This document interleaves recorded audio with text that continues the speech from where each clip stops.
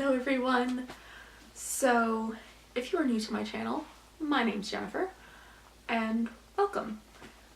This is kind of a different type of video for me, but because if you're not new here, I typically do Project Pan and beauty, and I've recently started doing book videos, and I've also done a few more comedy videos. So this is kind of out of the norm for me, but I really wanted to make this video, and I'm planning on making at least 2 other videos like this, just because I feel like cases like this need more attention brought to them. So this is going to be a video discussing a true crime case. If hearing things about violent acts disturbs you, I highly suggest you just exit out now, and I thank you for stopping by, and I hope you come back for one of my other videos, but I just do want to warn you all about that. And I want to say straight off the bat that no disrespect is meant to the family of the victims, and that I hope in sharing their story, I don't know, honor their memory in some way, I guess. Also, apologies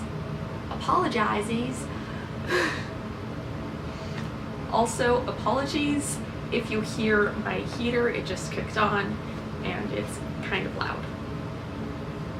So, with that all being said, let's get into it. Today we will be discussing the murders of Lobelia, Annette, William, Brenton, and Geoffrey Bishop. This murder is suspected to have been done by their son, husband, and father, William Bradford Bishop Jr. The reason why I say suspected is because directly after the murders, he kind of vanished, and he hasn't been seen since. Well, he has been seen, but we'll get into that in a bit. So, diving into his life. William Bradford Bishop Jr. was born on August 1st, 1936, in Pasadena, California. Many in his life called him either Brad or Bradford, and actually many publications actually only refer to him as Bradford Bishop Jr. rather than William Bradford Bishop Jr. However, I felt it necessary to include all of that. Like I said, he is accused of murdering his mother, wife, and 3 sons. In 1959, he graduated from Yale University with a Bachelor's of Science in History. After that, he married his high school sweetheart, Annette. Throughout his marriage to Annette, they had 3 children, all boys. The eldest was William, then Brenton, and the youngest was Geoffrey. The timeline after they're getting married is a bit murky, so I'll tackle his education first, and then I'll go into his work. And the reason why both of these things are important to mention will come into play later. So he received a master's in Italian from Middlebury College. He also received a Master's of Arts in International Studies with a concentration in African Studies. This was received from the university system in California. However, there were conflicting reports about whether it was UCLA or just a different university in California. But either way, it's agreed upon that he did have this degree. It's also unclear as to which masters he received first, but my guess is that after graduating from Yale and marrying Annette, he went on to Middlebury and got the master's in Italian, and then went to one of the California universities where he got his international studies master's.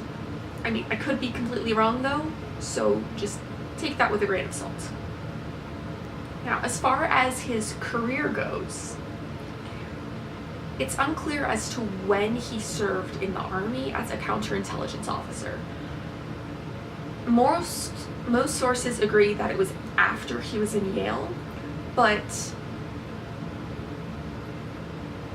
they don't really state whether it was while he was getting his master's or after or during, like one of them but not both of them. My personal guess is that he was actually in the Army while completing both of his master's degrees.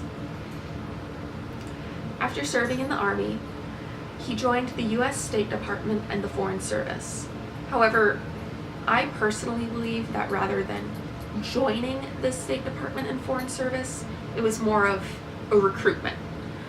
Because a lot of government agencies, particularly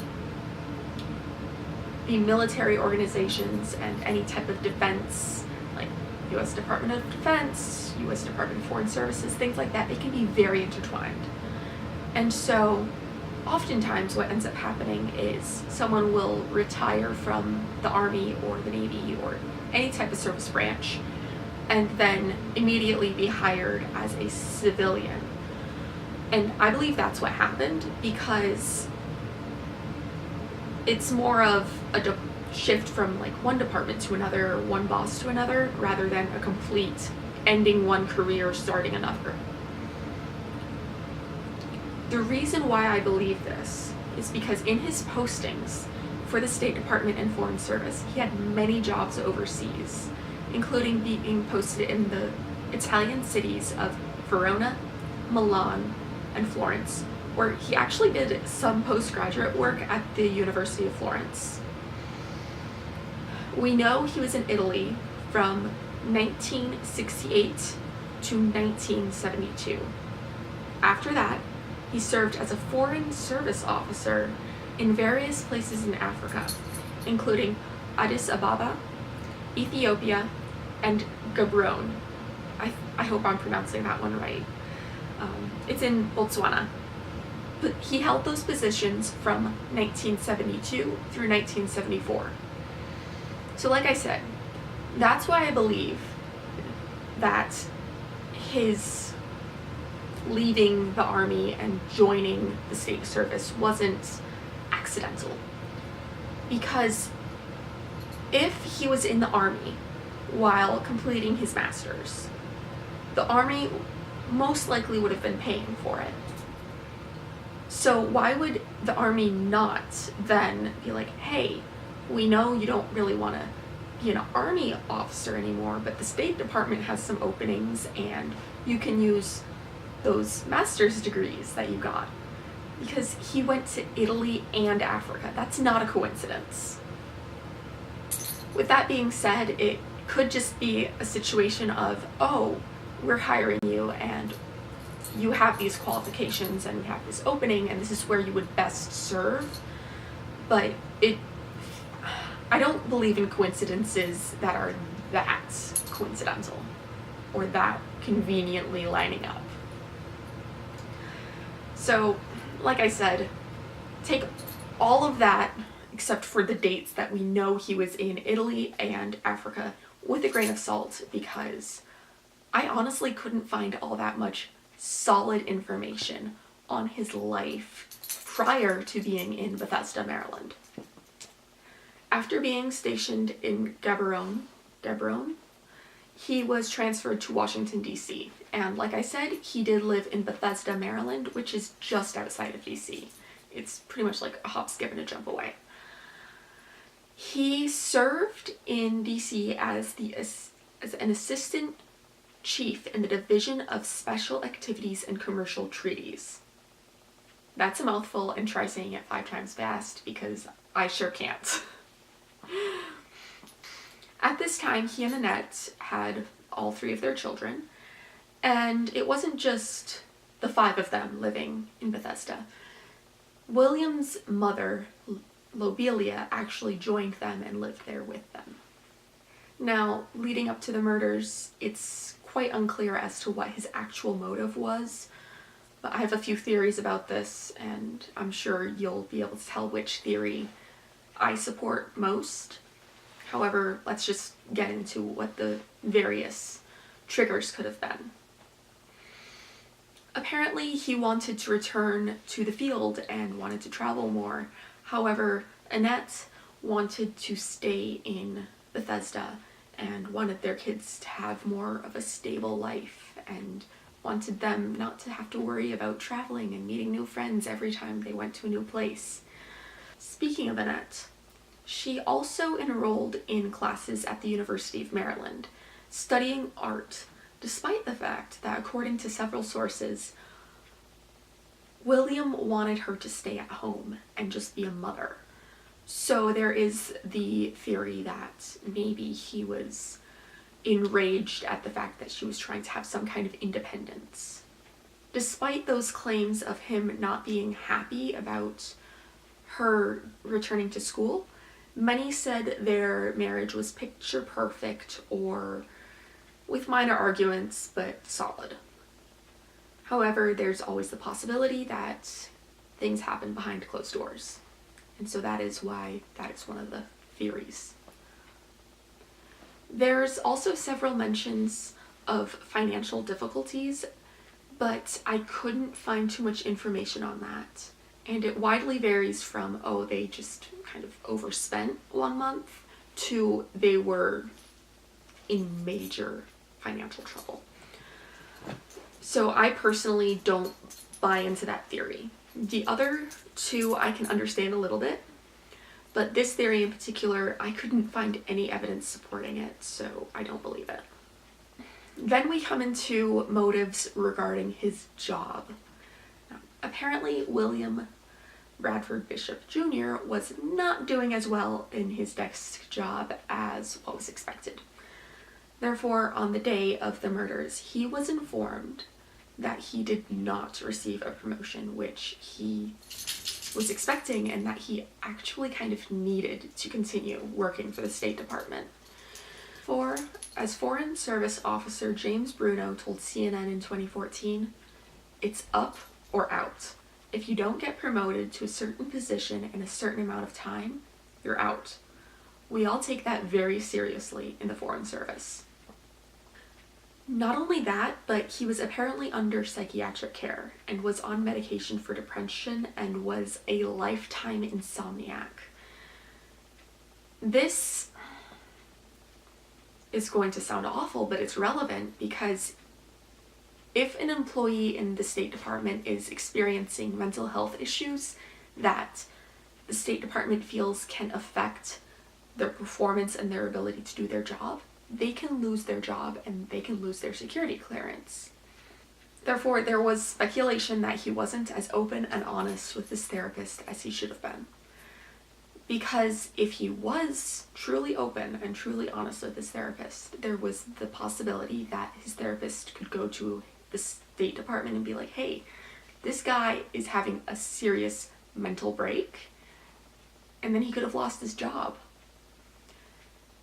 With that being said, his therapist after the murders apparently said some vague things about his mental state, which does lead me to believe that he was being somewhat honest with his therapist, but I don't think he was as honest as he should have been, because I feel that if he were, the therapist would have most likely alerted authorities and possibly prevented the murders.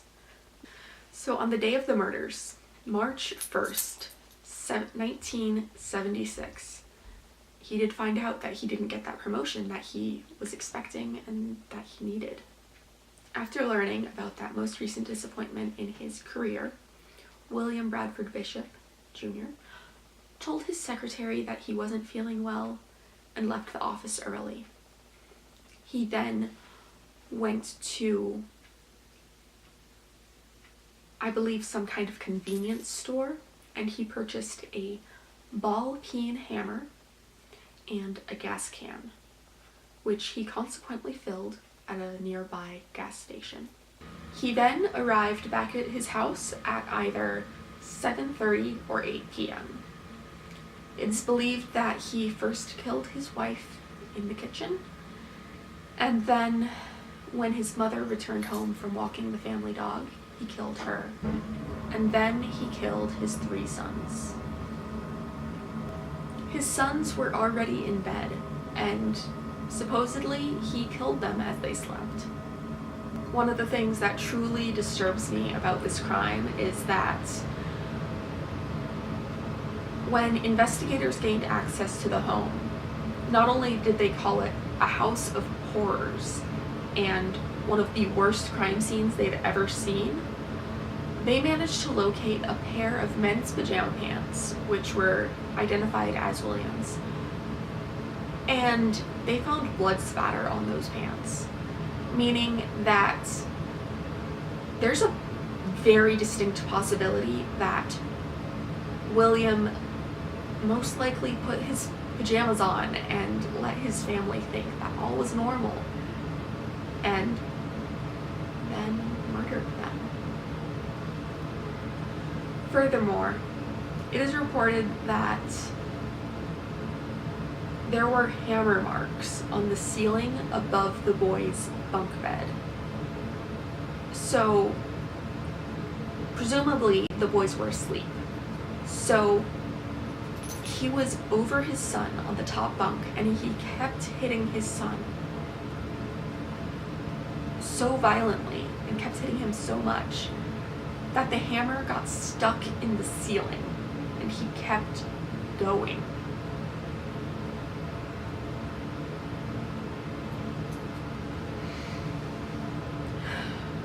So, after killing all 5 of his victims, he loaded them into his vehicle, a maroon Chevy station wagon. Now, I don't know how long it took him to murder his family, but moving into the day of March 2nd, he ended up in an area about 5 miles south of Columbia, North Carolina, which was nearly 300 miles away from his home. He then went into this swampy, wooded area, dug a shallow hole, put the bodies of his family in the hole, covered them in gasoline, and set them on fire.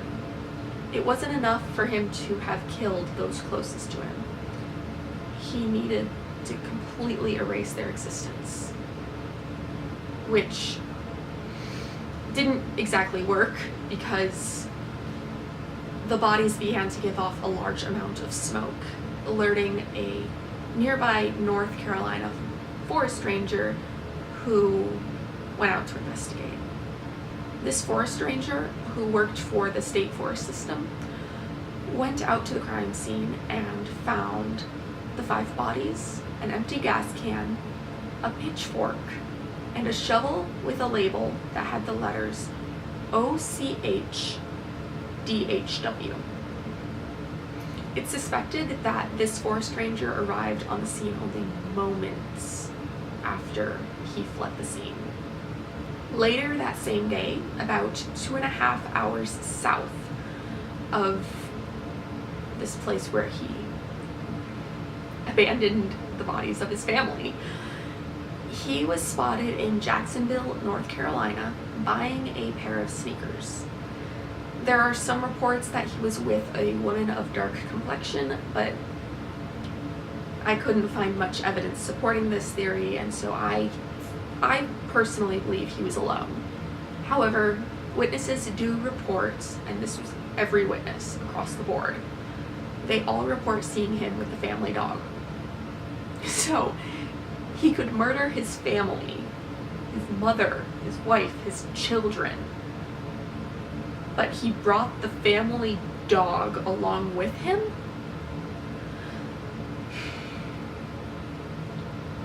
Now, initially, the shovel, which was found at the site where the bodies were disposed of, was all that the police had to go on to find out who these people were, because there were no missing persons reports in that area matching the descriptions of the 5 victims.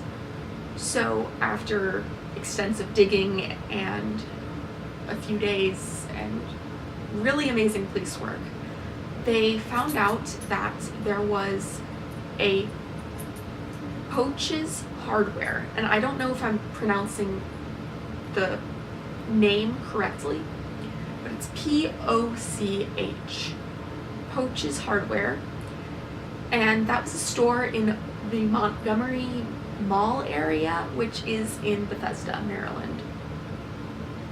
Now, even though they knew where this shovel now came from, they still didn't have any way of identifying the bodies. So they apparently put a flyer in that hardware store asking for anybody's help to identify those bodies. Then on March 10th, one of the bishop's neighbors actually alerted police that they hadn't seen the family in quite some time and that their mail was starting to pile up. I'm not sure exactly how it all connects, but along with the flyer in the hardware store and the massive amounts of blood found inside the house, and so they were able to confirm through dental records that the bodies belonged to Lobelia, Annette, William, Brenton, and Geoffrey. Now, of course, the only person missing from this family is William Bradford Bishop Jr. And so I don't think the police really thought of him as a suspect to begin with. They possibly thought he was kidnapped or taken against his will, or possibly even just murdered and disposed of elsewhere. However, evidence soon became far too insurmountable to exclude him as a suspect, and then ultimately a grand jury indicted him for the murders. One of the most overwhelming pieces of evidence that the police ended up finding was that maroon Chevy station wagon. On March 18th, the vehicle was found around the Elkmont, Tennessee area at an entrance to the Smoky Mountain National Park. Apparently, it was right by the border of North Carolina and Tennessee. So he was going to great lengths to try and drag as many states into this as possible. Murders occurred in Maryland, disposed of the bodies in North Carolina, cars found in Tennessee. Now, inside the vehicle, they found several things. They found an axe, which I couldn't find any evidence as to whether it had any trace evidence on it or not, but they did find an axe. They found dog biscuits.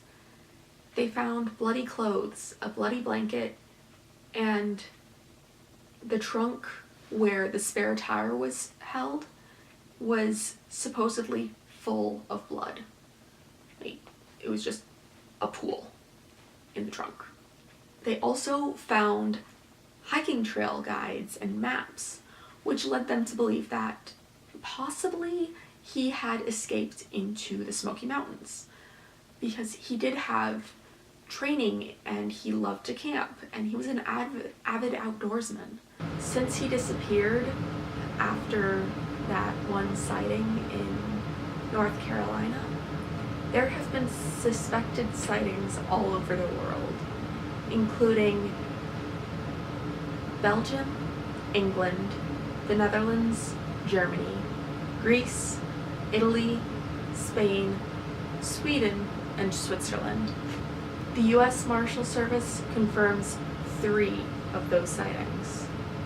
In July of 1978, William Bradford Bishop Jr. was seen by a family acquaintance in Stockholm, Sweden. In January of 1979, he was seen by a former co-worker in a bathroom in Sorrento, Italy. After the co-worker noticed him and confronted him, he vanished. In September of 1994, a neighbor who knew the family in Bethesda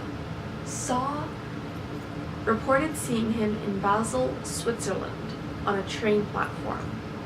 Basel?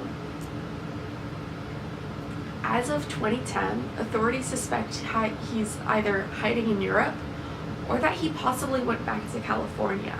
And on April 10th of 2014, the FBI placed him on their 10 most wanted list. However, they ended up taking him off in June of 2018 for a different fugitive, but they are still searching for him. There have even been several bodies exhumed after death due to people suspecting that it looks like either what he looked like at the time of his disappearance or even what he looked like in age progressions. If he's still alive, he would be 82 right now. And according to the FBI, he's fluent in English, French, Italian, Serbo-Croatian, and Spanish. So he really could be anywhere in the world. He was a licensed pilot at the time of his disappearance, and he's known to have extensive knowledge of the outdoors. And should he still be alive, he is considered dangerous. There are some theories that he might have committed suicide in the Smoky Mountains. I personally don't buy into that theory due to the numerous confirmed sightings. And furthermore, from the time of his disappearance to the time that he was officially named a suspect, there was plenty of time for him to flee the country. Because, remember, he killed his family on the 1st of March. He disposed of the bodies on the 2nd.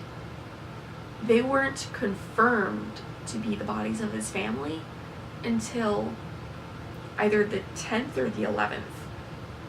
10th at the earliest, because that's when their neighbor reported suspicious activity and not seeing them. Therefore, it's quite possible that he could have left the country in that time frame. And no one would have known. So with all of that being said, where is he? There's the very strong possibility that he could still be alive. He would only be 83. And I think that's one of the most chilling things about this case. There are a lot of chilling things about this case, to be honest. But the fact that he could kill his family in cold blood, dispose of their bodies in such a cruel way, and then just vanish, escaping justice for so long, it's kind of terrifying. And so I hope by making this video in some small way I've helped keep the memories of Lobelia, Annette, William, Brenton, and Geoffrey alive.